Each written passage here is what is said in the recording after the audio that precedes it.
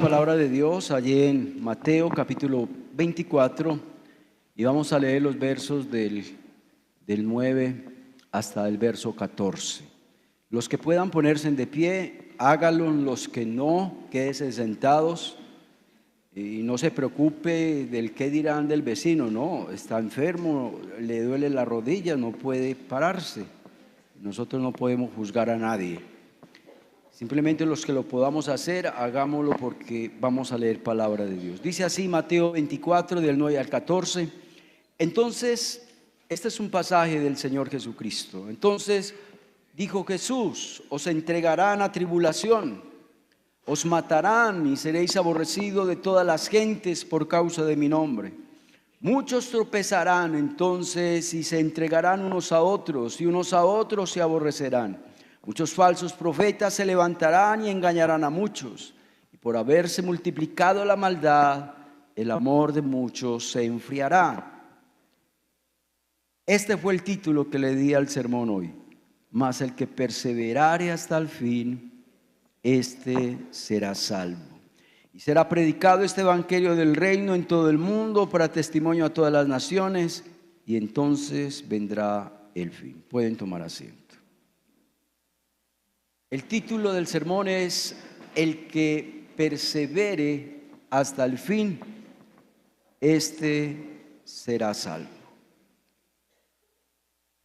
Este pasaje que acabamos de leer, Mateo 24, hace parte de un discurso, tal vez de los últimos discursos que el Señor Jesucristo dio a sus discípulos y a la multitud en el Monte de los Olivos. Y ese relato está en Mateo 24 y 25. Todo ese pasaje Jesús lo predicó en el Monte de los Olivos.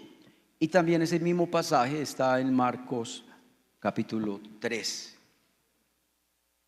¿A qué se refiere este pasaje? Mateo 24, Mateo 25, todos estos capítulos. Jesús en este discurso habla sobre la destrucción del templo que se dio en el año 70 después de Cristo, cuando los romanos invadieron a Jerusalén. Pero también en este pasaje el Señor Jesucristo habla sobre las señales del fin del tiempo, es decir, el fin de los tiempos, el fin del mundo. Algunos teólogos dicen de que el fin del mundo o el fin de los tiempos comenzó desde el Pentecostés. ¿Se acuerdan en qué capítulo y en qué libro comenzó el Pentecostés? Hechos capítulo ¿qué? 2 o 3, fue algo así, 2 o 3, capítulo 3. Habla del Pentecostés, de ahí comenzó prácticamente el fin de los tiempos. También Mateo 24, 25 habla de la segunda venida de Cristo y también habla del juicio final. Pero lo que hoy vamos a hablar es, me colocan por favor el título del sermón, es hablar sobre esto: el que persevere hasta el fin, este será salvo. ¿Qué me motivó a mí preparar este estudio? La muerte de la hermana de Yanira fue la que me motivó a mí para preparar este estudio. Porque la hermana de Yanira es el ejemplo a seguir de perseverar. ¿Y perseverar qué? Hasta el fin. Y fuera de eso el texto también está diciendo una cosita: que los que perseveran hasta el fin, ¿qué? Dios nos dará la recompensa ¿de qué? De la salvación. Perseverar es seguir a Jesús pese a las luchas, pese a las tentaciones, seguir a Jesús pese a los desafíos cotidianos, al cansancio, pese al desánimo, pese a cualquier obstáculo que se nos presente en el camino. Eso es perseverar. Perseverar, dice la Biblia, hasta el fin. ¿Qué significa hasta el fin? Puede ser el fin de nuestra propia vida o puede ser el final de los tiempos. Y la palabra este será ¿qué? Salvo. No lo está diciendo el pastor John Darío, lo está diciendo la Biblia. Que los únicos que se van a salvar son los que ¿qué? Perseveran. Si usted no persevera hasta el fin de su vida o hasta la segunda venida de Cristo, usted no va a ser salvo.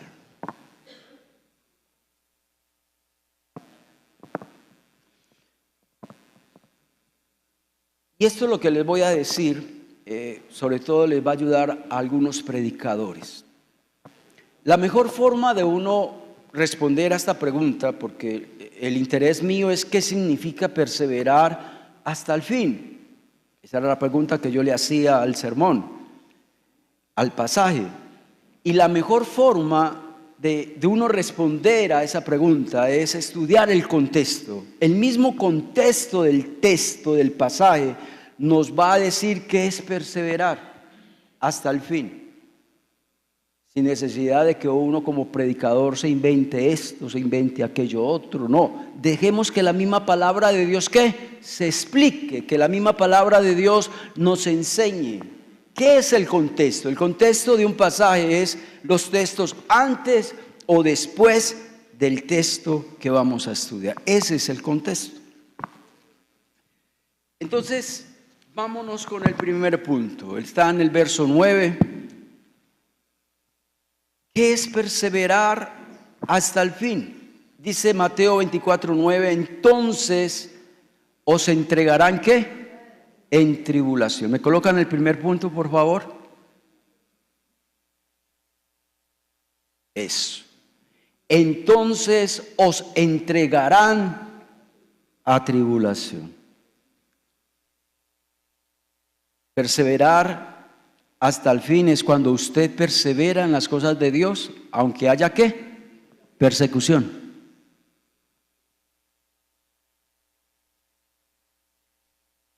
Los apóstoles fueron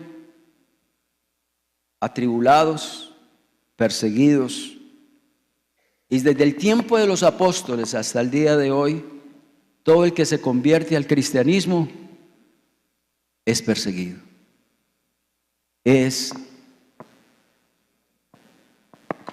perseguido, muchos son asesinados, muchos somos objeto de burla, somos objeto de ira, de escarnio, de persecución. El Islam hoy en día persigue al cristianismo. El comunismo también persigue al cristianismo. Por ejemplo, en China no dejan que hayan iglesias cristianas. Y las iglesias que hay en China están en subterráneo, es decir, a escondidas, lugares escondidos del gobierno, porque no dejan que usted cargue una Biblia o que usted venda una Biblia. Por allá no es como por acá, que si usted quiere una Biblia va a una librería cristiana y la compra. Allá en China nadie puede andar con Biblia y nadie puede vender Biblias y nadie puede decir esto es una iglesia ¿qué? Cristiana. El catolicismo también persiguió a los cristianos. Recuerden, la mancha negra del catolicismo es la Santa Inquisición. Cuando quemaban en las hogueras a todos los protestantes, a todos los evangélicos, en España, en Europa y aún aquí en Colombia también, cuando llegó la Iglesia Católica con los españoles, acabaron con todas las religiones e imperaban ellos y eran metidos a las cárceles los que eran de otra doctrina. Hoy somos atacados por el ateísmo, ¿sí? Por el ateísmo.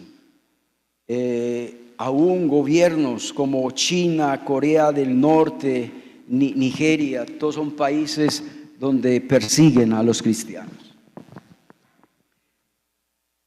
¿Qué tal si me colocan el versículo 10? Entonces, os entregarán a tribulación, y el verso 10 que dice, ¿y muchos qué? tropezarán. ¿Sabe qué significa esa palabra tropezar ahí? Que muchos van a renunciar a la fe de Cristo, que muchos perderán la fe en el Señor, que muchos dejarán de creer en Jesús y que muchos se apartarán de los caminos de Dios.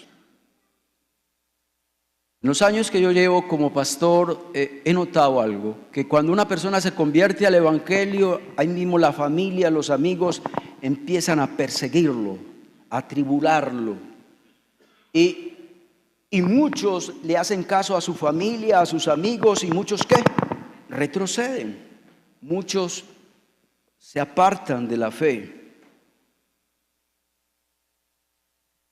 Pero el que persevera hasta el fin es el que le hace frente ¿qué? A la tribulación, a la persecución.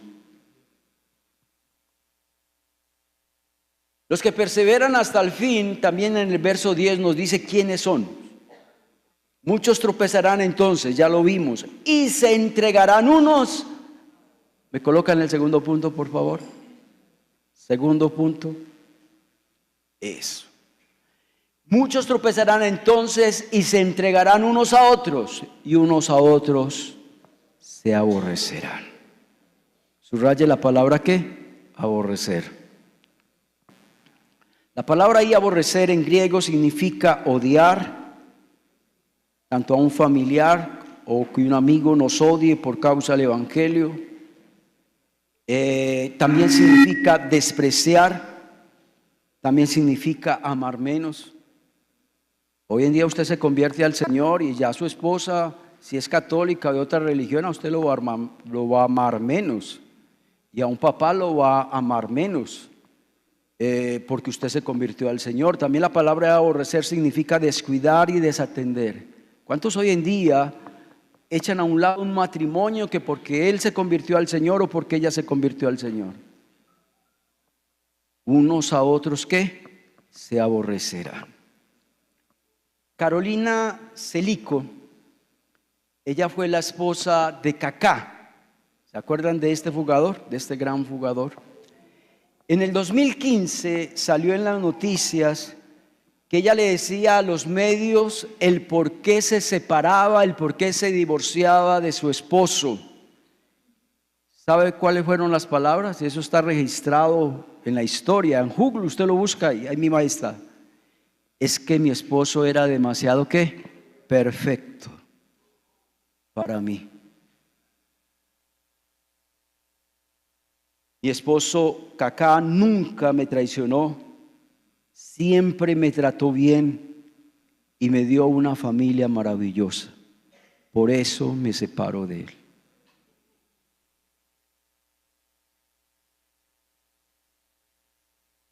Unos a otros ¿qué? Se aborrecerán.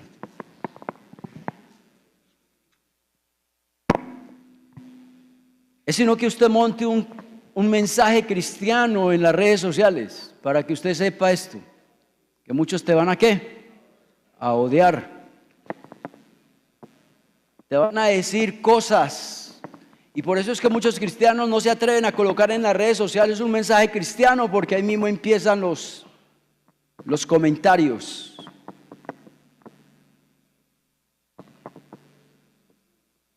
Y hay hermanos que en las redes sociales se igualan a los otros y empiezan a tener diálogos poco cristianos, siendo cristianos. Y uno ve que en las redes sociales hasta cristianos se transforman y empiezan a hablar con ira. Y hoy en día, hermanos, hay un Dios, pero un Dios en minúscula, que ojalá quitemos de nosotros, de nuestras vidas, y quitemos eso de nuestro vocabulario diario y aún en las redes sociales. Es que es mi opinión. ¿Sabe una cosa? Ante los ojos de Dios, tu opinión no vale nada. Tu opinión no sirve. Amén. Y cualquier opinión que no esté basado en la palabra de Dios vale un 0 a la izquierda. Que eso nos quede claro. Esto se nos ha convertido en un Dios, lo que a mí me parece. Y lo que a mí me parece lo defiendo con ira, lo defiendo con golpes, con violencia, hasta doy mi vida por defender lo que a mí me parece. Hay cosas que no valen la pena y que nos están dividiendo. Y las cosas que realmente valen la pena y que son razón para dividirnos, ahí sí no peleamos por eso. Peleamos por bobadas, por cosas insignificantes. Estamos viviendo en un mundo donde nos exigen a nosotros los cristianos tolerancia. Tolerancia al pecado, tolerancia al pensar de los demás, tolerancia al gusto de los demás. Pero yo creo que la tolerancia tiene que ser recíproca, amén. No es que me exijan tolerancia solo a mí, no, entonces también ¿qué? A mí también me deben de ¿qué? Deben de tolerar también mis creencias, mi punto de vista, mi doctrina, mi moral. No, es que eso es de parte y parte. Pero ¿cómo así que tolerancia es solamente tolerar a los demás? No, ustedes también deben de tolerar mi forma de pensar, mi doctrina, mi espiritualidad. Y hay hermanos que no se atreven a decir nada en redes sociales, porque o si no se burlan de usted, porque o si no te van a odiar, y eso es algo que usted no quiere. Los que perseveran hasta el fin son los que enfrentan el odio, el rechazo, la violencia y aún hasta la muerte, pero siguen a Cristo. Amén, hermanos.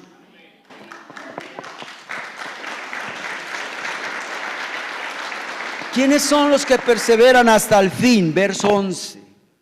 Y muchos falsos profetas, ¿qué? Se levantarán y engañarán, ¿qué? A muchos. Entonces, el que persevere hasta el fin son aquellos que enfrentan a los falsos profetas y aún así siguen, ¿qué? Adelante y están firmes. Segunda de Pedro, capítulo 2, versículo 1. ¿Qué tal si me colocan ese texto? Pero hubo también falsos profetas entre el pueblo, como habrá entre vosotros falsos maestros. ¿Usted sabía eso? Que ese texto también es para la Iglesia Manuel Popular. Que entre nosotros, dentro de nosotros, hermanos falsos, ¿hay qué? Falsos maestros que están introduciendo ¿qué? Encubiertamente. Es decir, los que vienen con falsas doctrinas, ellos no vienen de una manera abierta, ni van a decirte yo soy un falso profeta, te voy a enseñar una falsa. Ellos no van a decir eso, ellos lo van a hacer de una manera ¿qué? Encubierta, es decir, disimuladamente, lo harán con astucia. Se van metiendo hasta una falsa doctrina sin que usted se dé ¿qué? Cuenta.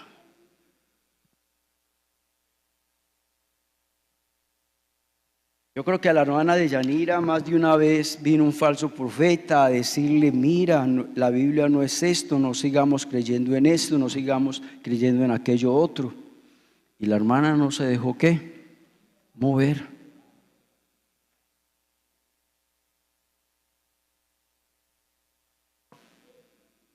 Hay hermanitos por ahí que transgiversan la palabra de Dios. ¿Qué es tergiversar? Dar una interpretación errónea, distinta a la palabra de Dios. Y le voy a decir una cosa, los falsos profetas usan la Biblia, ¿usted sabía eso? Los falsos profetas usan la Biblia e interpretan la Biblia a su amaño y a su antojo. Sí, y son como Satanás. ¿Se acuerda cuando Satanás tentó a Jesús? Satanás tentó a Jesús ¿con qué? Con la Biblia. Satanás usó Biblia. Mira, Satanás le dijo allí en Lucas 4, dice, si eres hijo de Dios, en la Biblia dice, di que estas piedras se conviertan en pan. Satanás también le dijo a Jesús, si tú eres hijo de Dios, échate de aquí abajo, porque escrito está, dice Satanás, a sus ángeles mandará cerca de ti que te guarden en todos tus caminos, y en las manos te sostendrán para que tu pie no tropiece en pie. Todo eso es Biblia, pero mal interpretada. Entonces, mucho cuidado con esos hermanitos que malinterpretan la palabra. Y les voy a decir algo, hermanos. Yo como pastor no tengo los ojos por todas partes, ni mis oídos por todas partes. Ustedes son mis ojos y ustedes son mis oídos. Y si usted ve que un hermano de la iglesia te está enseñando una falsa doctrina, el deber suyo es hablar conmigo. Pastor, mire lo que un hermano y lo que una hermana está diciendo, porque yo como pastor tengo que parar esa falsa doctrina. Porque si no la paro, la iglesia se me va a dividir.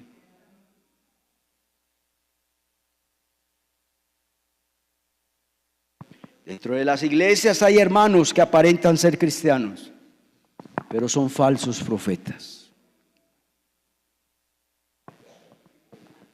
Dentro de las iglesias hoy, las iglesias contemporáneas están luchando con falsas doctrinas, porque es tan fácil meterse la falsa doctrina en las iglesias. Por ejemplo, esta doctrina, una vez salvo, siempre salvo. Iglesias que con esa frase, una vez salvo, siempre salvo, significa, vea, usted es salvo, entonces usted ya puede vivir como usted quiera. A usted le dan licencia para pecar y aún así serán ¿qué? Salvos. Mucho cuidado con esa doctrina. Otra doctrina sobre los diezmos, que los diezmos son del Antiguo Testamento. Mentira. Cuando Jesús vino aquí a la tierra, aprobó que los diezmos son de este tiempo. Jesús lo que quiso condenar fue la actitud de legalismo de algunos fariseos. ¿Se acuerdan de Mateo 23:23? Ay de vosotros, escribas y fariseos hipócritas, porque diezmáis la menta, el enmeldo y el comino, y dejáis lo más importante de la ley, la justicia, la misericordia, la fe. Pero mire lo que dijo el Señor al final. Pero esto era necesario hacer, sin dejar de hacer ¿qué? Aquello. ¿Qué está diciendo Jesús con esa frase? Que era necesario seguir dando los diezmos, sin dejar hacer ¿qué? La misericordia. Jesús no está condenando aquí los diezmos. Otra. Si los diezmos no fueran de este tiempo, entonces ¿cómo se va a sostener la obra de Dios? Usted sabe que a esta iglesia le vienen casi 1 millón de pesos de servicios públicos mensual.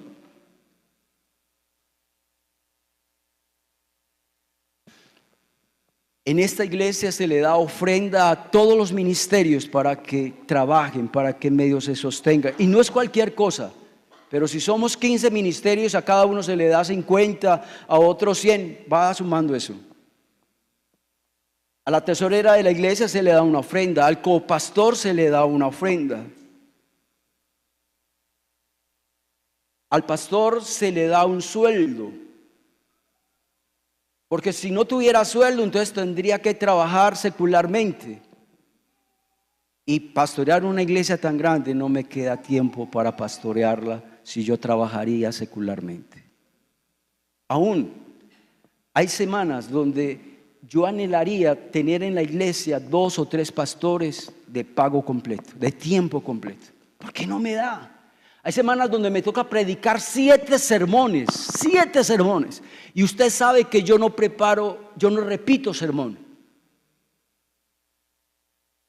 Fuera de eso, en un día tengo que visitar 2, 3 familias. Tengo que ir a un hospital porque alguien está enfermo. Hermano, no me queda tiempo para trabajar secularmente. Entonces, debo de devengar un sueldo. El mismo Señor Jesucristo nos lo dijo allí en Mateo 10:10, porque el obrero es digno ¿de qué? De su salario. Y el apóstol Pablo en 1 Corintios 9:4 dice: los que anuncian el evangelio deben de vivir del evangelio.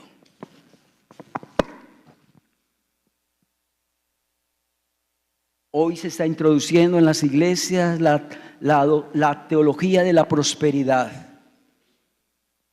Predicadores que dicen que la voluntad de Dios para todos los creyentes es que sean ricos y que tengan una salud perfecta. Y si está enfermo es porque está en pecado. Esa es la teología de la prosperidad. Declare, confiese, y todo lo que usted declare, todo lo que usted confiese, eso será suyo. Como doblándole la mano a Dios: hazme esto, hazme aquello. ¿Quién va a forzar a Dios? ¿Quién va a obligar a Dios para que usted declare y confiese? Quitemos esas palabritas de nuestro vocabulario. Vamos a confesar, vamos a declarar. ¿Qué va a declarar y confesar? A Dios nadie lo obliga a hacer algo. Lo que Dios hace es por voluntad de Él y por soberanía de Dios. Hoy en día también se está infiltrando en las iglesias eliminar el infierno.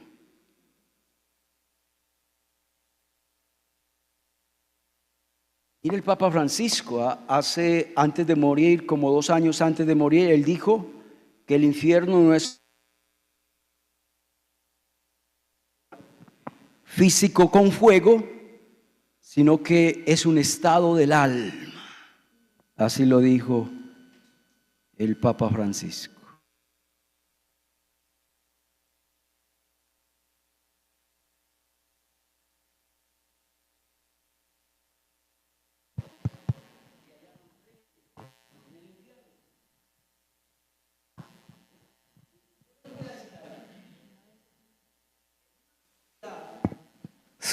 Donde se predique que no hay infierno, usted acabó con esa sociedad. Porque cuando usted elimina el infierno, entonces usted le está diciendo a la gente, hagan lo que hagan, maten a quien maten, hagan lo que hagan, violen a quien violen, y usted no va a ir a ningún infierno. Usted acabó con esa sociedad. Hoy en día también se está predicando la idea de que hay muchos caminos para llegar al cielo. A mí en menos de 2 meses, 2 personas me han dicho eso. No, es que uno puede estar en la iglesia católica y uno buscar a Dios allí. Dios mira la sinceridad que hay en uno. Todos los caminos van al cielo. ¿Quién dijo eso?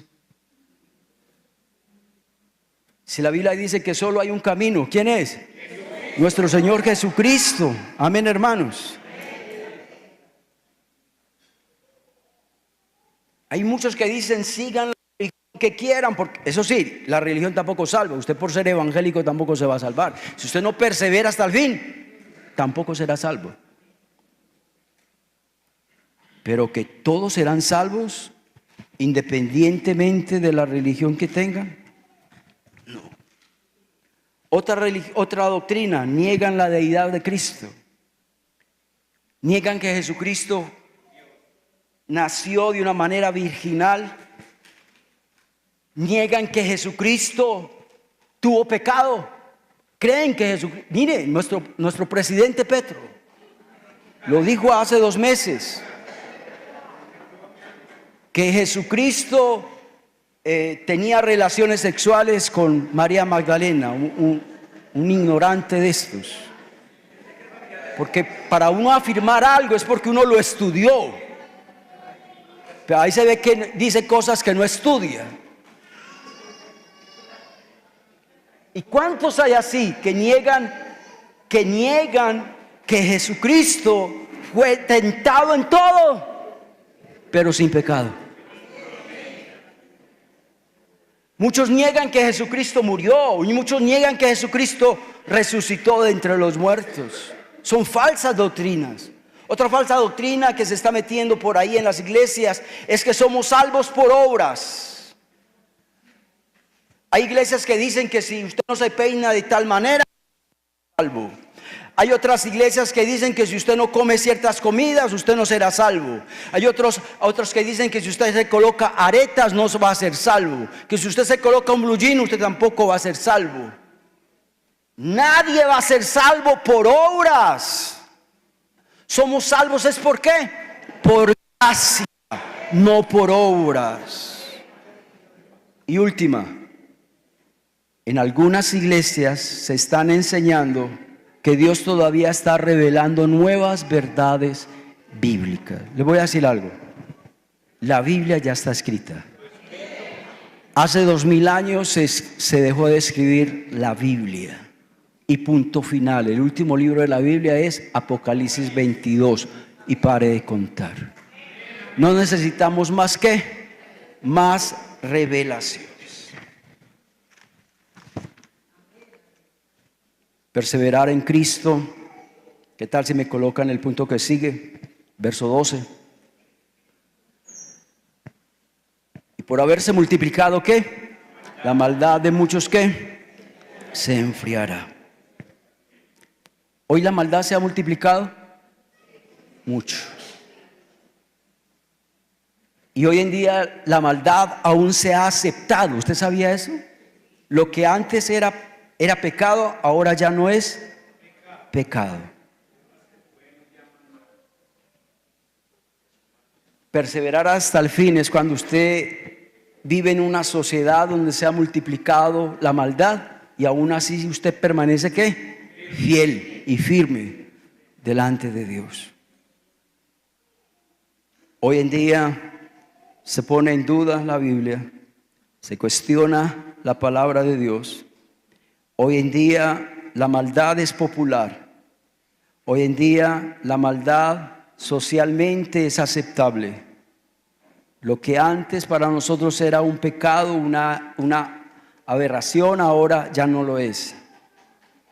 Por eso usted y yo, hermanos, debemos de aferrarnos a la palabra.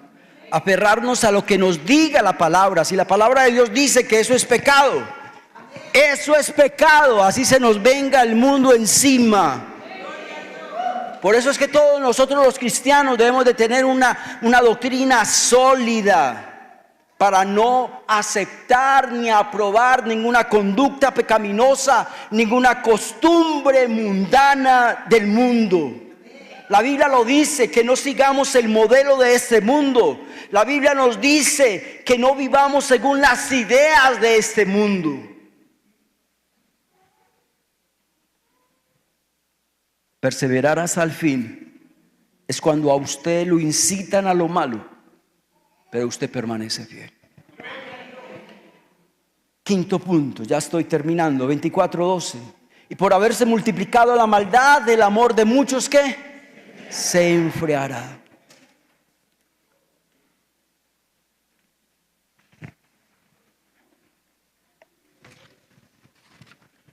El amor de muchos se enfriará. Y esa palabra amor se puede aplicar en dos sentidos. El amor a las personas y el amor ¿a quién? A Dios. Cierto que por haberse multiplicado la maldad, ya el amor que yo le tenía a mi esposa ya no es el mismo. O el amor que usted le tenía a su esposo ya no es el mismo. El amor que usted le tenía a sus padres ya no es el mismo. Y el amor que usted le tenía a sus amigos ya no es lo mismo. El amor que usted le tenía a sus tíos y a sus tías ya no es lo mismo. Pero vamos a aplicarlo a lo otro. El amor de muchos se enfriará, ¿qué? Para con Dios. ¿Cuántos cristianos hoy en día ya no oran? Ya no leen la Biblia. ¿Cuántos cristianos hoy en día ya no van a la iglesia? ¿Cuántos cristianos hoy en día ya viven como inconversos? Escuchan música inconversa, se emocionan más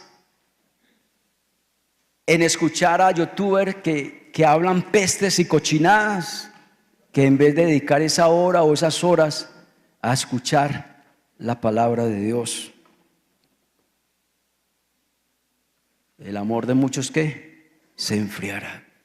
Antes usted decía, uy, yo conseguí un novio inconverso, eso nunca, y ahorita ya lo tienes. El amor de muchos se enfriará.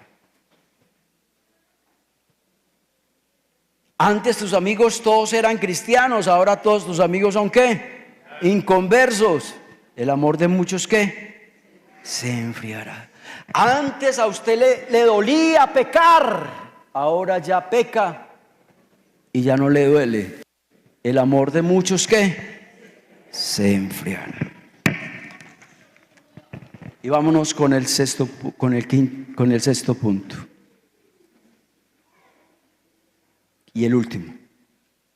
El que persevere hasta el fin, este será salvo.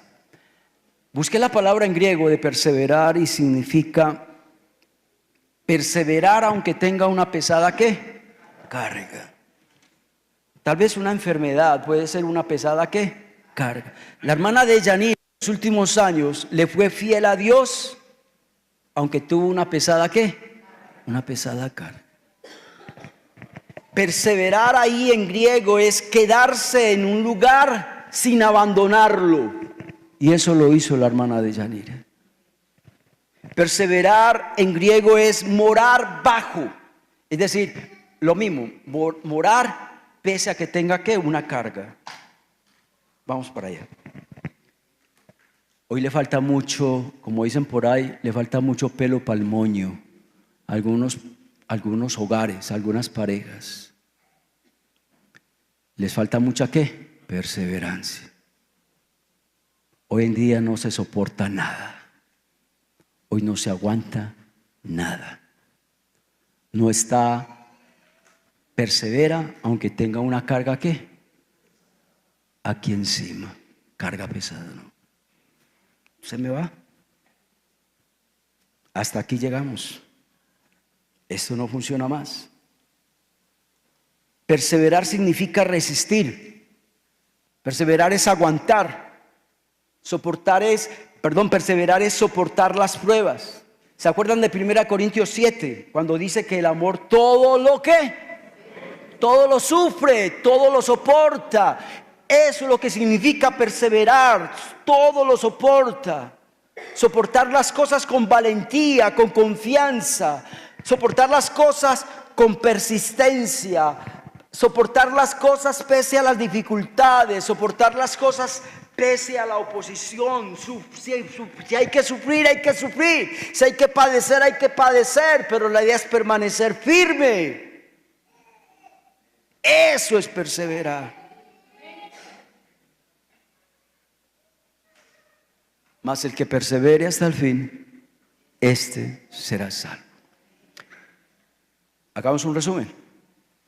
Perseverar es estar con Cristo, aunque se haya aumentado ¿qué? La maldad. Perseverar en Cristo es estar firme